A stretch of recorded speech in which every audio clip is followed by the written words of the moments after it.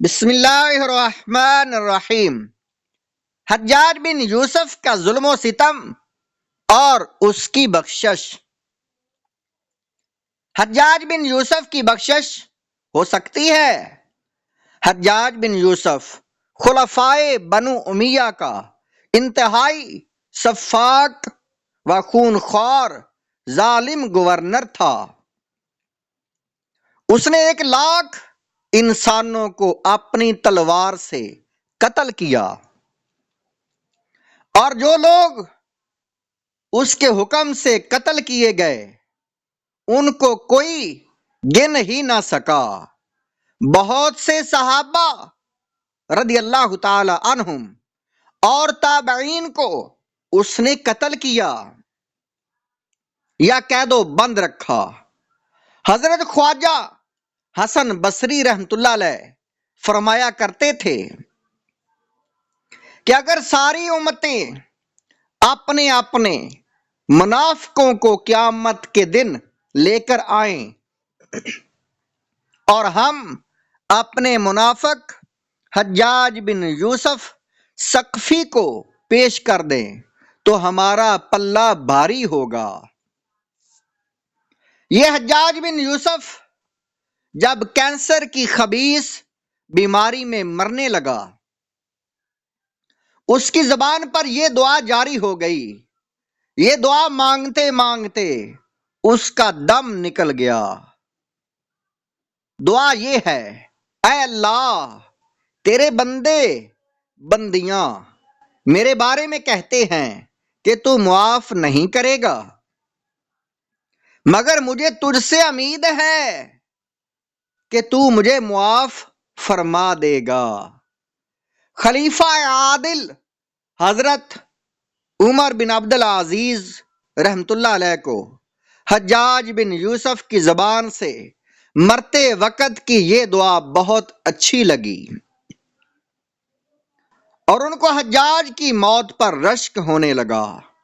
اور خواجہ حسن بصری رحمت اللہ علیہ سے لوگوں نے حجاج کی اس دعا کا ذکر کیا تو آپ رحمت اللہ علیہ نے تعجب سے فرمایا، کیا واقعی حجاج نے یہ دعا مانگی تھی؟ تو لوگوں نے کہا، جی ہاں، اس نے یہ دعا مانگی تھی۔ تو آپ نے فرمایا، شاید خدا اس کی بخشش کر دے۔ یہ واقعہ احیاء العلوم جلد نمبر 4 صفحہ نمبر 401 پر مذکور ہے۔ حضرت شاہ عطا اللہ صاحب بخاری رحمت اللہ علیہ کو حضور صلی اللہ علیہ وآلہ وسلم نے کیا پیغام بھیجا تھا؟ حافظ الحدیث حضرت مولانا عبداللہ درخواستی حج کے لیے تشریف لائے۔ ارادہ یہ تھا کہ اب پاکستان واپس نہیں آئیں گے۔ مدینے میں قیام کے دوران حضور نبی کریم صلی اللہ علیہ وآلہ وسلم کی خواب میں زیارت ہوئی۔ آپ نے ان سے فرمایا، یہاں دین کا کام خوب ہو رہا ہے، پاکستان میں آپ کی ضرورت ہے۔ پاکستان میں جا کر میرے بیٹے عطا اللہ شاہ بخاری رحمت اللہ علیہ کو میرا سلام کہنا،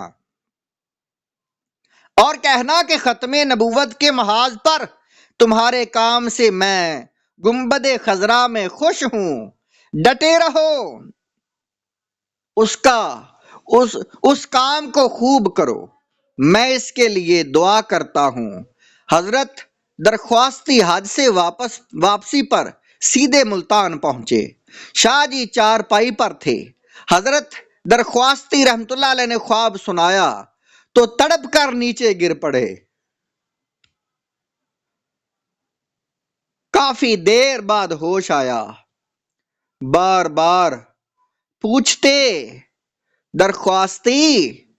درخواستی صاحب، میرے آقا نے میرا نام بھی لیا تھا۔ حضرت درخواستی رحمت اللہ علیہ حضرت درخواستی کے ہاں میں جواب دینے پر پھر وجد کی حالت طاری ہو جاتی۔ یہ واقعہ 7 روزہ بچوں کا اسلام از مولانا اللہ وسایا کتاب میں مذکور ہے۔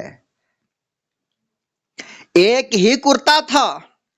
ایک دن عمر بن عبدالعزیز رحمت اللہ علیہ کو جمعہ کے لیے ذرا دیر ہو گئی۔ لوگوں نے اعتراض کیا کہ آپ دیر سے آتے ہیں۔